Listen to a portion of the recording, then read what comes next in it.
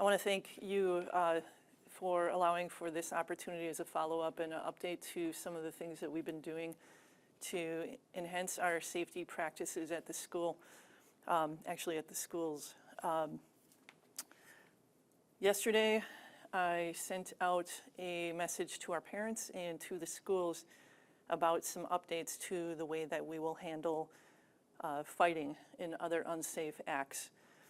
We already had a process in place to suspend, invite them to participate in some work with the social worker or counselor to get to the root cause of the fighting in the first place, but it doesn't seem at this particular time to have been enough.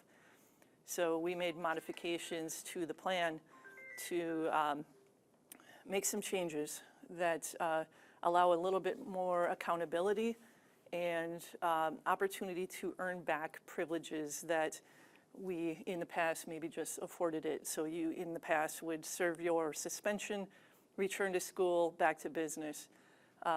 It's time we make a tougher stance on that.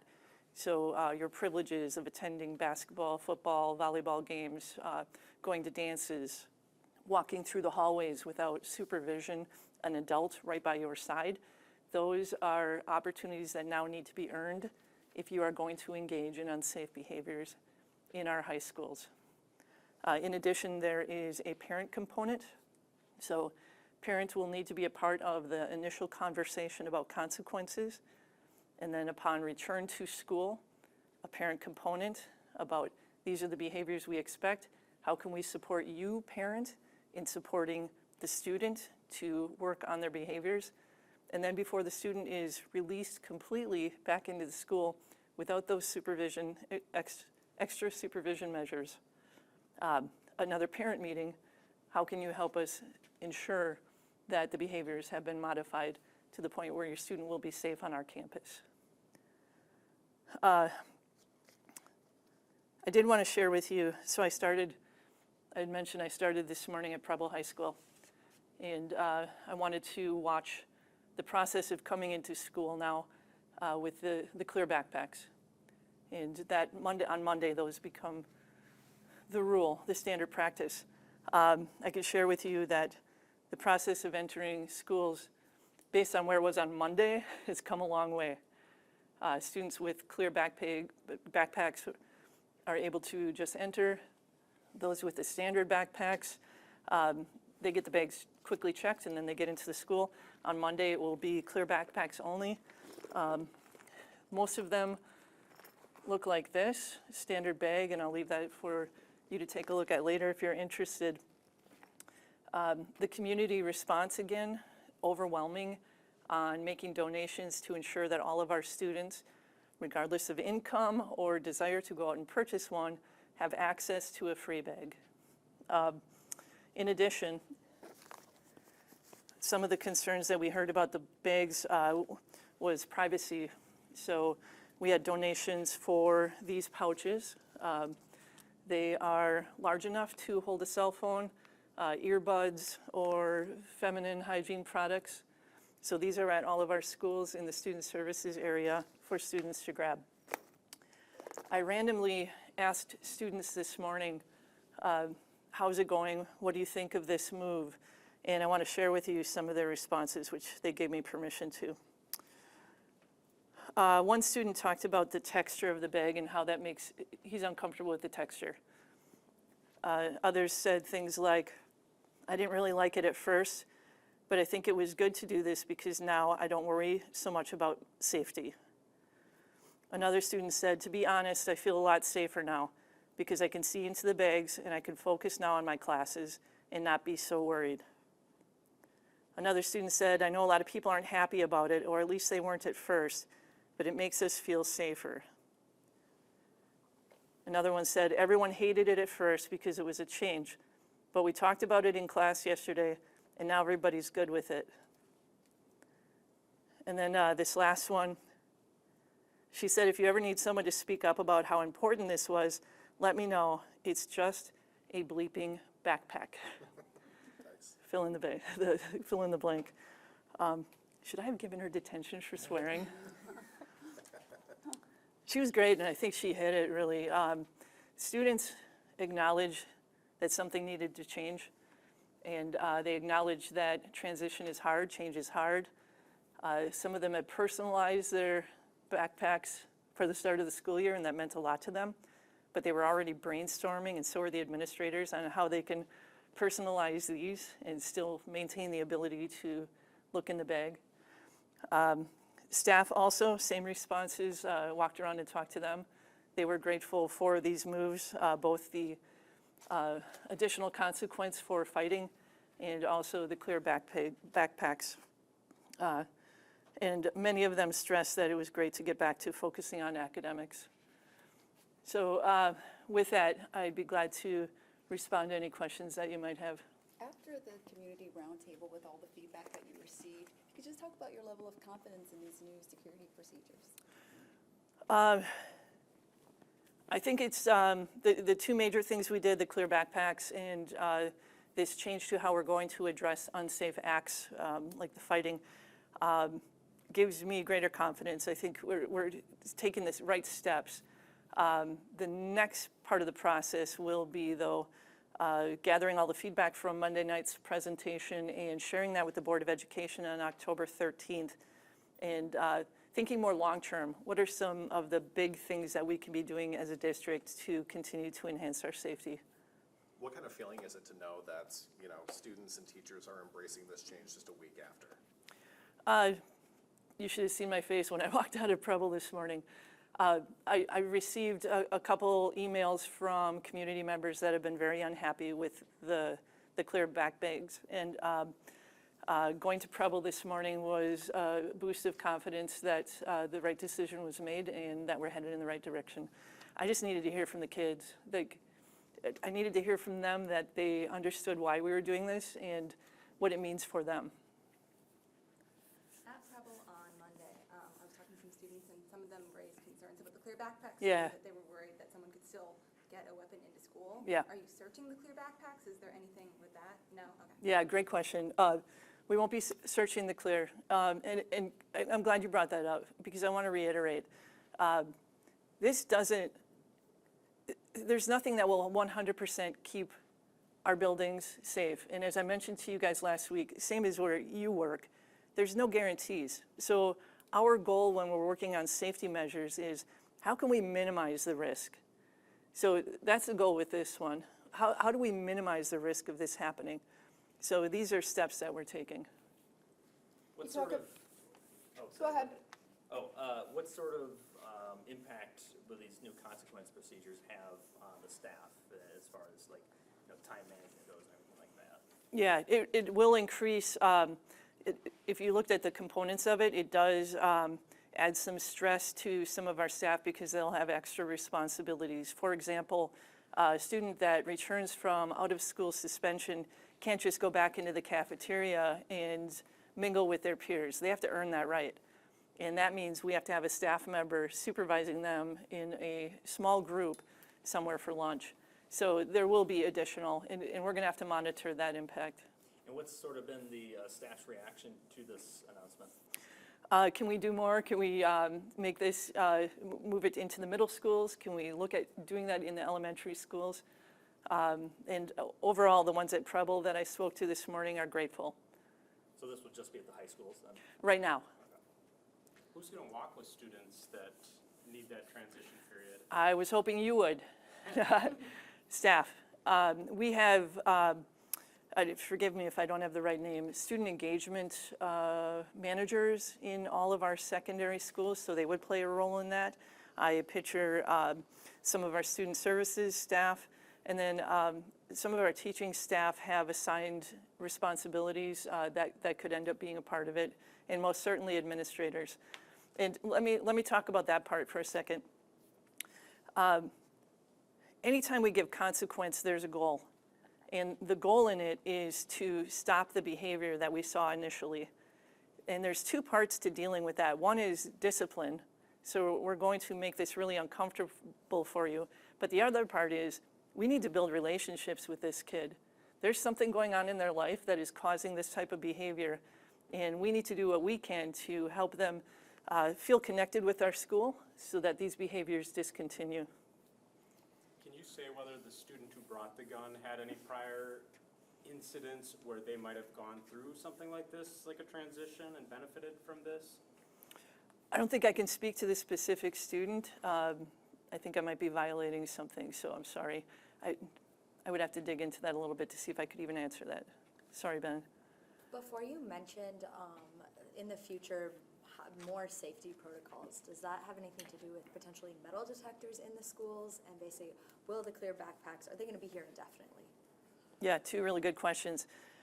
There was a lot of response on Monday night at the Preble meeting for metal detectors.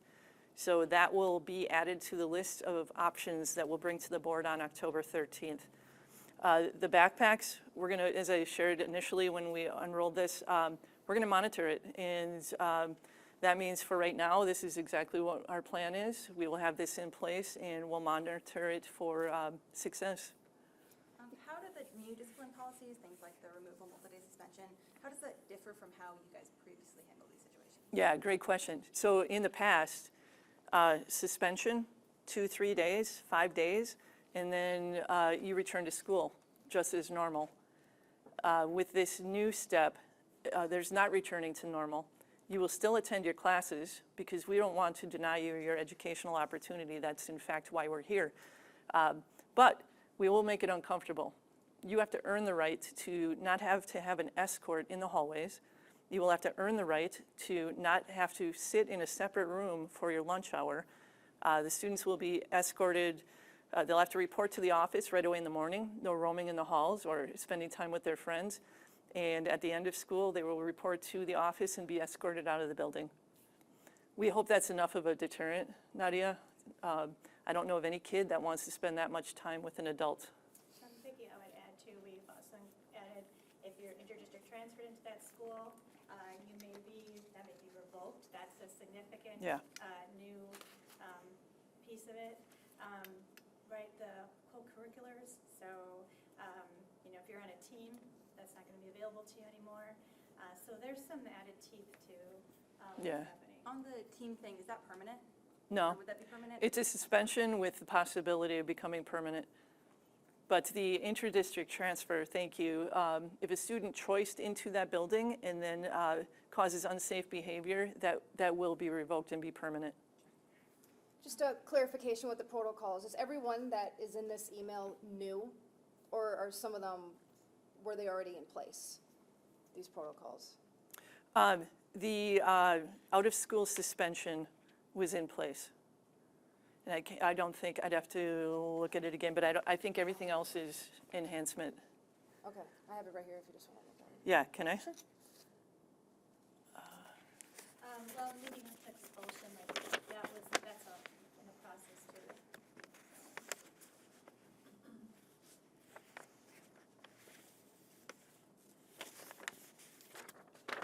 Yeah, all of the, that 1 week minimum transition period, everything that's under there is brand new.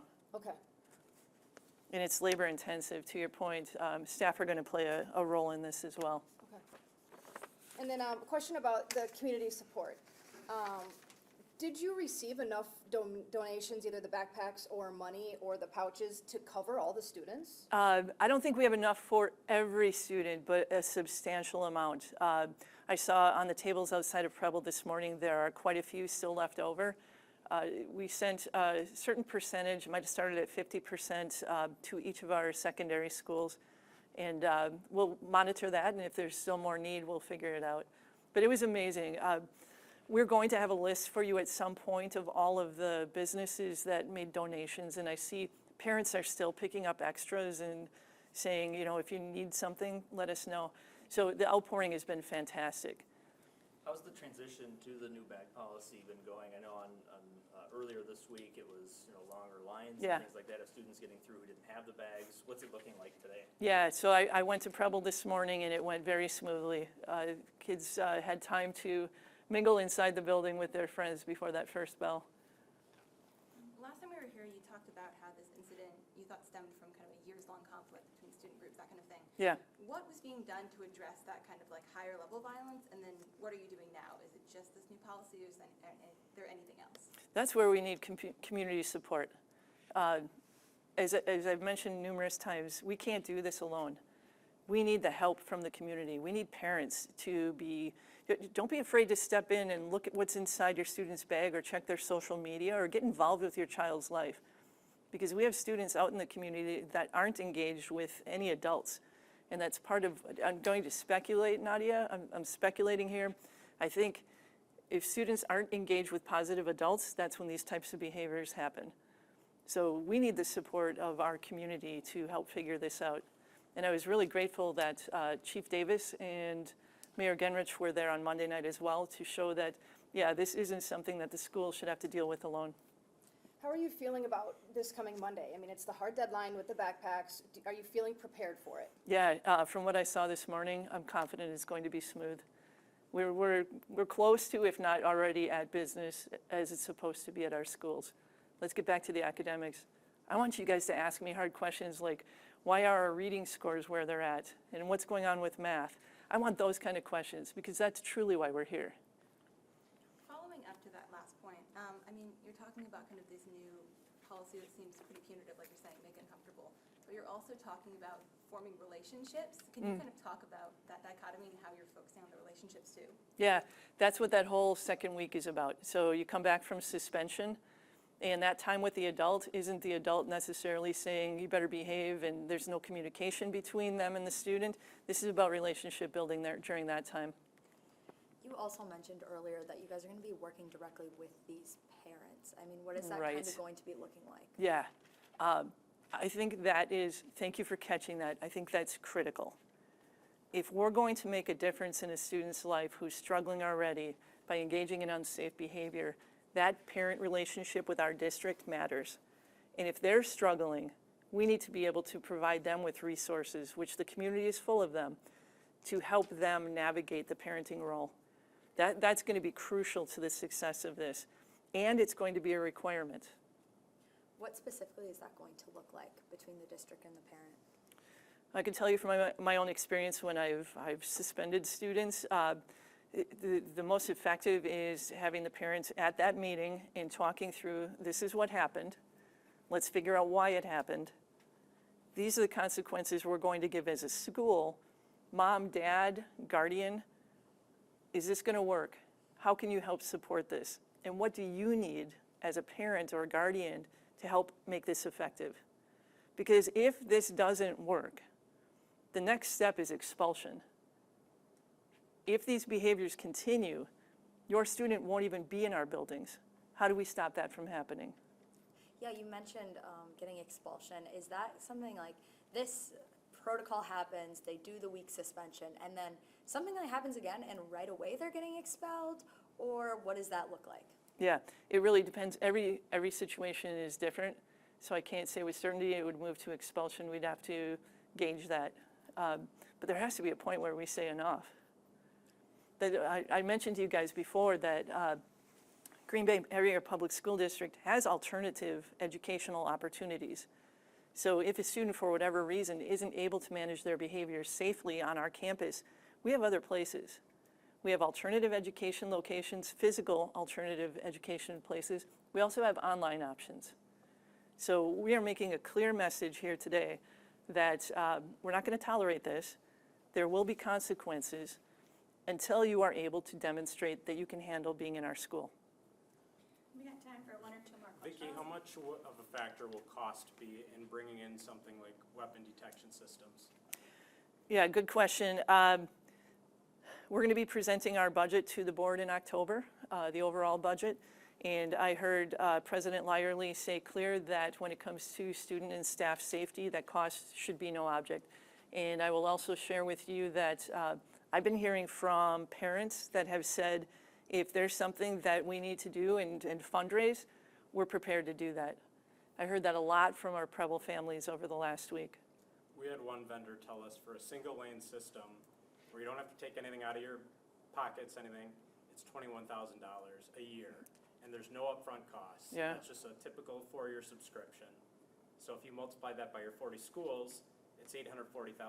Yeah. If you just do the high schools and the middle schools, it's under $200,000. Yeah. What do you think of that cost? Yeah, that's a lot, but how much is a funeral, right? Yep. I mean, Is looking that doable, though, in the grand scheme of your budget? I think we would have to figure it out. I think we would have to figure it out. If that's a direction the board wants to go in, we write grants, we ask for donations. I agree with President Lyerly that we can't let costs keep us from doing something. Is that something that you guys are looking at, ways that you can cut down the budget to provide like a cushion for this? Is this something that you're like actively considering, or is it kind of grants and donations that's the goal there? I can say at this point, we haven't looked at making cuts because of security. We're making cuts because of the state budget that we just received. So, and that's been ongoing. I'm looking forward to that discussion because the board will be talking about some of the options that were presented on Monday night. And as a board, making some decisions and giving us direction, what do they want us to look into, and come back with more information, like how much would it cost, and do we focus just on the high schools? I've heard portable metal detectors as well as an option coming up. So I look forward to that discussion from the board. All right, thanks, everybody. Thank you so much.